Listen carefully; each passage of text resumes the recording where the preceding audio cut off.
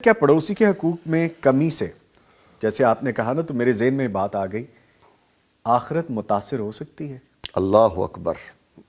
جب ایمان نہیں بچا تو آخرت کیسے سدھر سکتی ہے؟ ظاہر ہے آخرت کی بیس تو ایمان پہ ہے نا جی.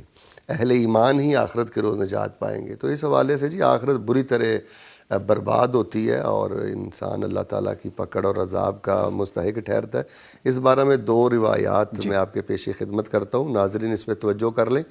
ایک تو وہ بڑا معروف واقعہ آپ نے بھی سن رکھا ہوگا کہ ایک عورت تھی، وہ بہت رب رب کرتی تھی اور بڑے مصلے بچھاتی تھی، روزے رکھتی تھی، لیکن اس میں ایک پرابلم یہ تھا کہ اپنی زبان سے اپنے ہمسائے کو تکلیف دیتی تھی. جی، یعنی وہاں یہ نہیں آتا کہ ان کی اجازت کے بغیر کوئی سامان اٹھا لیتی تھی، کوئی چوری چکاری کا معاملہ بھی نہیں ہے، کوئی اور بھی دھندا نہیں نظر آتا.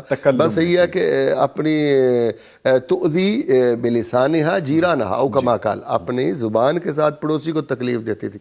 فرمایا جی بتائیے اس کی آخرت کے بارے میں زبان رسالت سے کیا رائے نکلتی ہے؟ آپ کیا ارشاد فرماتے؟ آپ نے فرمایا لا خیر فیہا. روزے رکھتی ہے، مصلے بچھائے رکھتی ہے، نمازیں پڑھتی ہے، سجدے کرتی ہے، رب رب کرتی ہے، اگر اپنی زبان سے ہمسائے کو تکلیف دیتی ہے تو اس عورت میں بھلائی نام کی چیز ہی کوئی نہیں. اللہ اکبر. لا خیر فیہا. جی، بد زبان انسان میں کوئی خیر نہیں ہے، اور بالخصوص وہ بد زبان کے جس کی بد زبانی سے اس کا ہمسایہ پریشان ہے، تکلیف میں ہے. تو پھر آپ نے فرمایا اعوذ باللہ ان نکون منہم. خواتین توجہ دیں، آپ نے فرمایا وہی فی النار. گو کہ روزے رکھتی ہے، نمازیں پڑھتی ہے، لیکن اگر وہ پڑوسی کی حق تلفی کرتے ہوئے زبان سے اس کو طعن و تشنیع کرتی ہے، تکلیف دیتی ہے، تو وہ جہنم میں جائے گی. اللہ اکبر. آپ مجھے بتائیے آخرت بری طرح متاثر ہوتی ہے کہ نہیں پڑوسی کے حق تلفی؟ اللہ یہ کوئی بہت بڑی حق تلفی بھی نہیں ہے جو ہم لوگ کرتے ہیں. ہم تو سینہ زوری کرتے ہیں نا اپنے ہمسایوں کے ساتھ. وہی بات ہے بے جا دشمنیاں اور حسد اور ایک کڑ ہے جو اندر سے ختم نہیں ہوتی. یقین مانے نظامی صاحب، خال خال کہیں نظر آتی ہے مسلمانی اور اسلام. مجھے تو گاہے گاہے ایسے محسوس ہوتا ہے جیسے ہم کہیں کوئی جانوروں کے ساتھ رہتے ہیں. یقین مانے بالکل جانوروں جیسے رویے ہیں. تکلیف دے کر خوشی محسوس ہوتی ہے، ڈی گریڈ کرتے ہوئے خوشی محسوس ہوتی ہے، اور ہمسائے پڑوسی کی خوشی کو خراب کر دینا ہم کو بہت بڑا مار کا سمجھتے ہیں. تو بری طرح آخرت متاثر ہوتی ہے. اور اس حوالے سے ایک اور روایت ہے، یہ بھی صحیح روایت ہے. رسول رحمت اللہ صلی اللہ علیہ وسلم فرماتے ہیں والذی نفسی بیدی لا يدخل الجنہ من لا یأمن جارہ بوائقہ. آپ نے فرمایا اس ذات کی مجھے قسم ہے، حالانکہ رسول اکرم علیہ السلام کو قسم اٹھانے کی ضرورت نہیں ہے، لیکن امت کی تربیت اور اصلاح اور تاکید کے لیے آپ نے قسم اٹھائی. آپ نے فرمایا مجھے اس ذات کی قسم ہے جس کے ہاتھ میں میری جان ہے، وہ بندہ جنت میں نہیں داخل ہو سکتا جو اپنے پڑوسی کو تکلیف دیتا ہے، اللہ اکبر، جو اپنے پڑوسی کو پریشان کرتا ہے. تو جس بندے کے دل میں ایمان کی رتی ہو اور اس کا یقین ہو کہ میں نے اپنے اللہ کی بارگاہ میں پیش ہونا ہے، تو ہم اپنے اس پیغام اور صبح وطن پروگرام کی روشنی میں یہ پیغام رکھنا چاہتے ہیں کہ وہ اپنے پڑوسیوں کے معاملے میں بہت حساس رہے. دیکھیں رشتہ دار نظامی صاحب انہوں نے گاہے گاہے آنا ہوتا ہے، کبھی آئے کبھی چلے گئے.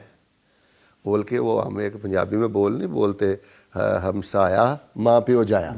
جی. تو دیکھیں جن کے ساتھ آپ نے رہنا ہے، آپ کیوں خام خواہ کی جہنم میں خود کو دھکیل رہے ہیں اپنے پڑوسی دشمنی پال کر؟ یک طرفہ حسن سلوک کریں، مجبور کر دیں اپنے کردار کے ساتھ آپ اس کو بھی ایک اچھا انسان بننے پر.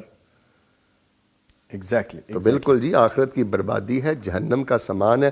اسلام اس معاملے میں کوئی نرمی نہیں رکھتا کہ ایک انسان مسلمان ہو اور وہ پڑوسی کے ساتھ زیادتی کرے، حق تلفی کرے.